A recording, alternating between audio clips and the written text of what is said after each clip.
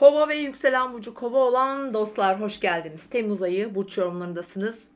Evet, Temmuz ayı önemli bir Temmuz olacak. Kadersel yenilikler, değişimlerin olduğu bir ay. Çünkü düğümler artık Boğa ve Akrep aksından ayrılarak Koç ve Terazi aksına geçiyor.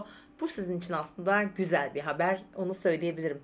Evet, lütfen öncelikle yükselen burcunuza göre izleyin, sonra güneş ve ay burcunuza göre, yani öz burcunuza göre takip ediniz. Çünkü yorumların hepsi yükselen burca göre yapılıyor. Evet, Temmuz ayı önemli dedik çünkü düğümler nereye geçerse, yani hangi burca geçerse tutulmalar, güneş ve ay tutulmaları da o yönde gerçekleştiği için bizim için kadersel dediğimiz işte olay o alanda gerçekleşiyor ve 18 aylık bir süreci tamamlıyorsunuz. Şimdi Akrep ve Boğa aksı gerçekten kovaları zorladı. Çünkü hani 4 ve 12 köşe evler, sabit grup burçlarda yaşanan tutulmalar, düğümlerin orada olmasından dolayı gerçekten yaşamınızda bir takım sıkıntılar, zorluklar, başlangıçlar, sonlanmalar, bir takım girişimlerin yeniden gündeme gelmesi gibi önemli bazı şeyleri, dinamikleri, özellikle aile yaşamı, ev, kariyerle ilgili özellikle değişimleri getirmiş olabilir.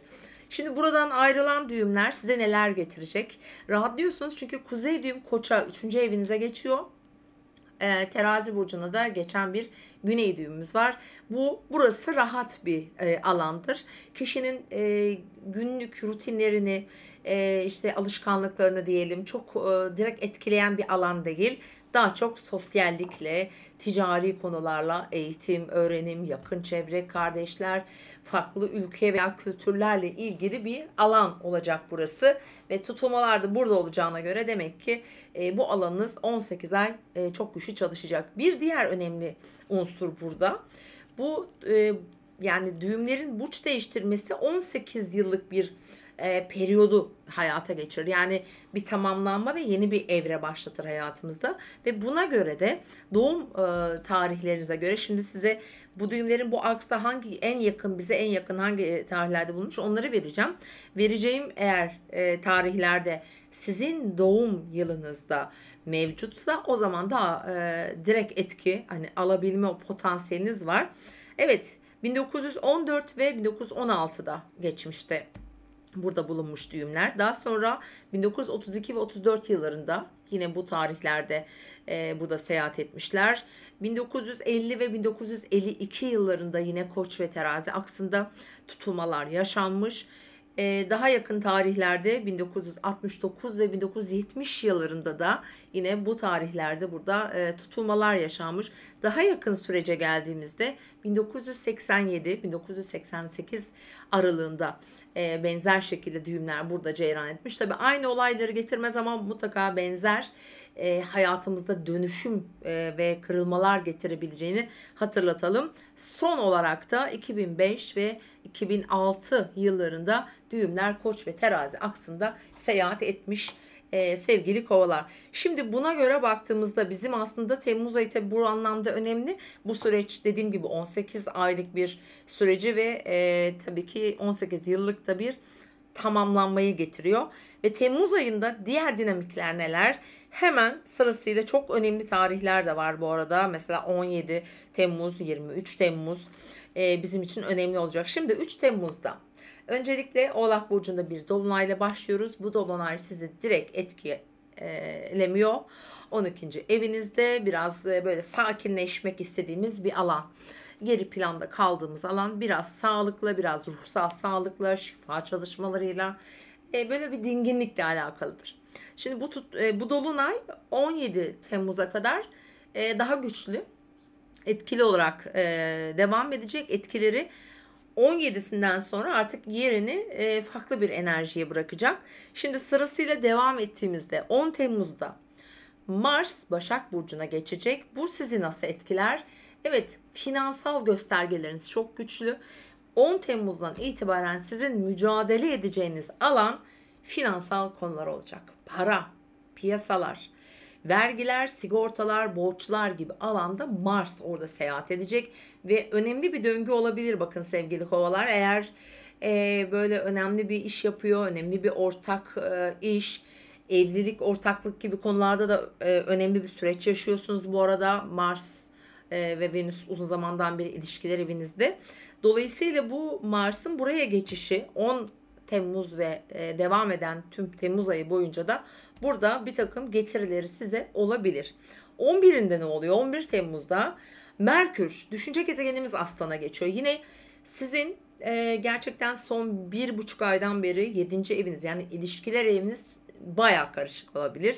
Zorluklar gelmiş olabilir. İyi dönemleri de oldu ama Mars orada, Venüs orada ve şimdi buraya Merkür geçiyor. Aslında odağınız düşünce olarak, yani mental olarak ilişkiler olacak.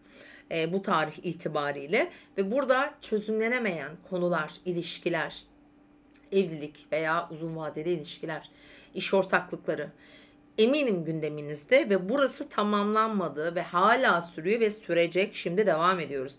17'sine geldiğimizde bakın, bir yeni ay doğuyor. Yengeç burcunun 25 derecesinde ve aynı gün Güneş Aslan burcuna geçiş yapıyor hemen yeni ayın ardından. Şimdi önemli olacaktır çünkü Güneş Aslan'a geçiyor ve 7. evinizde, yani demek ki sizin aslında fokuslandığınız yer 17'sinden sonra işiniz, sağlığınız, günlük hayatınız ve ilişkileriniz olacak. Bunlar böyle iç içe çalışabilir. Tabii doğum haritasını bilmiyoruz. Şu an genel konuşuyorum ben. Belki de hiç öyle bir şey olmayabilir. Fakat yeni ay iş getirir. Bakın, mesleki anlamda bir başlangıç getirir. Çünkü 17 ve sonrasında güçlü çalışacak. Aileyi ilgilendiren dinamikler devreye girebilir. Orada yeni bir iş, yani aileyle ilgili birlikte yapılan bazı projeler, sağlık, günlük hayat temponuz, işte fiziksel görünümünüz gibi rutinleriniz çok hızlanacak. Fakat çok duygusal, hassas olacaksınız. Biraz böyle hafif böyle gerginlikler size çok büyük gibi gelebilir. Çünkü neden? Merkür, Venüs orada ve hemen 23'ünde, yani 23 Temmuz'da da Venüs Aslan Burcu'nda retro yapıyor. En çok da etkileyecek burçlar arasındasınız. Yani tam karşıt evinizde bir Venüs retrosu, 7. evinizde ve gerçekten çok önemli bir durum bu. Güneşin de aynı anda orada bulunuyor olması ilişkilerinizle ilgili çok önemli kadersel dönüşümler getirebilir. Yani diyelim ki ayrıldınız, eşinizle bir daha barışabilirsiniz veya sevgilinizle veya iş ortağınızla ya da çok uzun vadeli bir iş projesi mesela vardır. Bu tekrar gündeminize, önünüze gelir, masaya yatırırsınız. Onun üzerinden tekrar bir şeyler doğmaya başlar. Bu arada atladığım bir şey var burada. Ayın 17'sindeki yeni ay günü düğümler burç değiştiriyor. Güneşin geçişiyle orayı atladım.